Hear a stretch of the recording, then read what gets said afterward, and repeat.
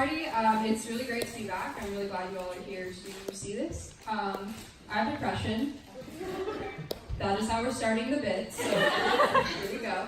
I have depression. Whenever you tell people that you're depressed, they always have this weird notion in their head that they're gonna be the one to fix you by offering you some really weird unsolicited advice. Like, oh, you're suicidal? Have you tried eating bananas? It's condescending. I mean, I haven't tried it, but it's still condescending. I get a lot of people asking me to go to church with them, which if you're a religious person and you're kind of debating what's the best way to invite my friend to join in my religion with me, the best way is don't, because it's never not weird. You're suicidal, you should talk to Jesus about it. Will he prescribe me Prozac? I don't mean to knock on religion in any way. I actually think religion is very cool and empowering. I was actually pretty religious myself up until I was around 12 years old. They asked me if I wanted to confirm, and I did. Even as a prepubescent, I was afraid of commitment.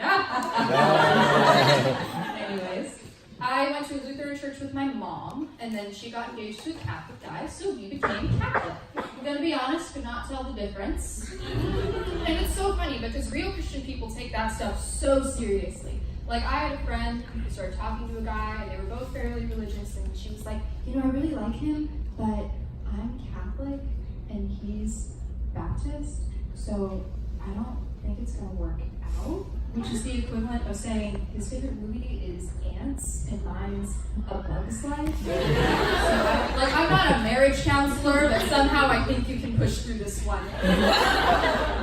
The whole reason that there are these different denominations of the church is basically just petty middle school drama. Like, thousands of years ago, Martin Luther was like, the Pope didn't invite me to his pool party, so I'm going to write him in my burn book, and then I'm going to nail that burn book to the church door. Those are the top 95 reasons Pope Leo X is a skank! And then he wrote another book called The Jews and Their Lives, and then bada boom, we have Lutheranism. People forget about that last part. And it's funny, because I learned about all that stuff when I was a little kid going to church, and I didn't question any of it. You know, my youth pastor was like, don't hold hands before marriage or else you're going to hell, and 9-year-old me was like, sick. I thought a lot of weird stuff when I was a kid. When I was a little kid, I thought I was going to be a doctor. I also thought my parents wouldn't get a divorce. My point is that I was stupid. The reason I wanted to be a doctor was because I would watch this little TV show called House. Have any of you heard of it? Yes?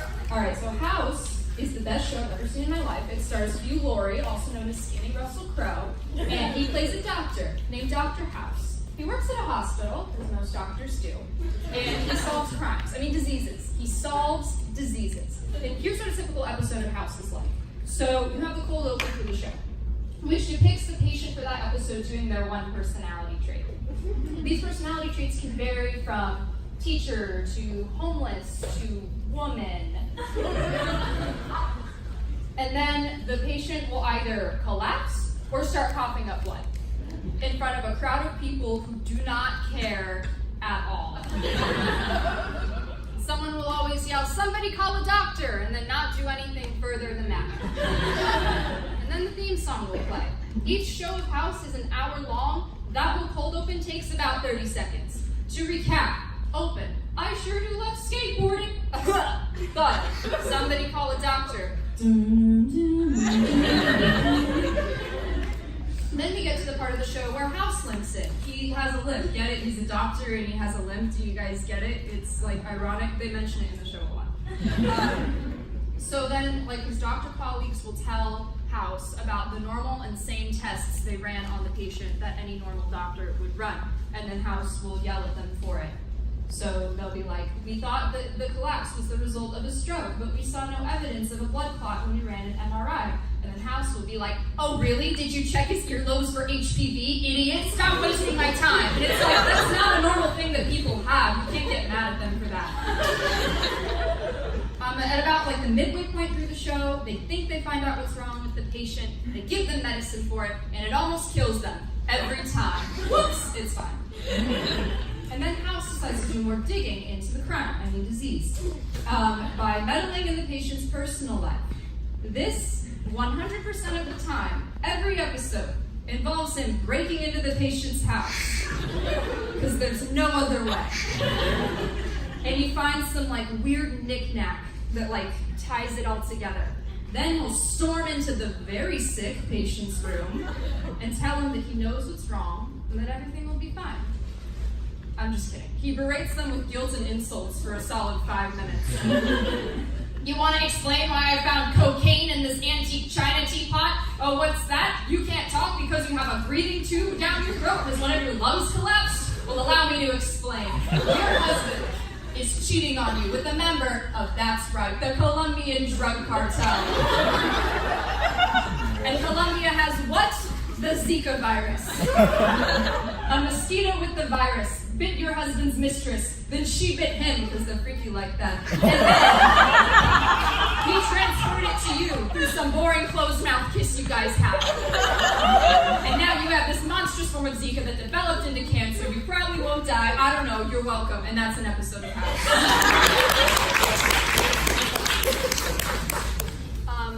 I love Seinfeld. Can you tell? Seinfeld is probably one of my favorite shows. I understand why people don't like it. Like, I completely get it. It's not for everyone. It just holds a very special place in my heart because it's what got me into comedy and joke writing and all that. However, I was perusing YouTube the other day because I had to fill out my FAFSA, and I was like, I don't want to do that, so there I was. And I found this video by the Fine Bros, and you know when you see the title of a video, and you're like, I bet this is going to make me very mad or upset. Better watch it anyway to find out. That's what I did with a video called, Do Kids and College Students Think Seinfeld is Still Funny? Does it hold up? Again, I totally understand why someone would not find the humor in Seinfeld funny. It's very like whip by white people for white people. What made me mad was like the reasoning behind why they didn't find it funny. They showed the teens and college kids the famous Soup Nazi episode of Seinfeld, and they didn't even like get into the episode. The minute that Jerry Seinfeld said Nazi, they like got all serious, and they were like, Nazi? Thou canst be using such verbiage in such trying times. Thou canst be making jest about such subject matter. Yes, they can. Because, believe it or not, there was a brief period of American history where, get this, there were no Nazis at all. I mean, don't get me wrong, there were Nazis in the 90s, but it was a lot like being gay in the 90s. You kept it a secret among close friends, because it wasn't socially acceptable. That's why they could make fun of it, because it wasn't really a serious problem. Like, we make jokes about the Titanic sinking all the time, but if all of a sudden icebergs started popping up, sinking Carnival cruise ships left and right, those jokes wouldn't be as funny anymore. They'd be concerning and in poor taste. And I feel like people miss like the point of that whole alt-right debate a lot, because it's not just the fact that there are icebergs now, it's the fact that they're gathering together and saying that sinking ships is part of their First Amendment right, and it needs to be protected. And instead of just shutting it down, well-dressed news reporters go on the air saying, let's see what this iceberg has to say. I hate boats! Yeah, we know that! We know you hate boats. Why are you validating the iceberg's opinion? Maybe the Titanic wouldn't have sunk if we had just listened to the iceberg's side. Think about it. No, it would have been worse, because the Titanic still would have sunk, and a bunch of smaller, dumber icebergs would have seen that and said, hey, I hate boats, I want to sink a boat, and now it's a whole thing. And maybe if we had just solved our problems instead of feeding into what caused them, we wouldn't be in this situation in the first place. What I'm trying to say is I think Seinfeld is funny, and that makes me smarter and better than you. Thank you so much for all of you.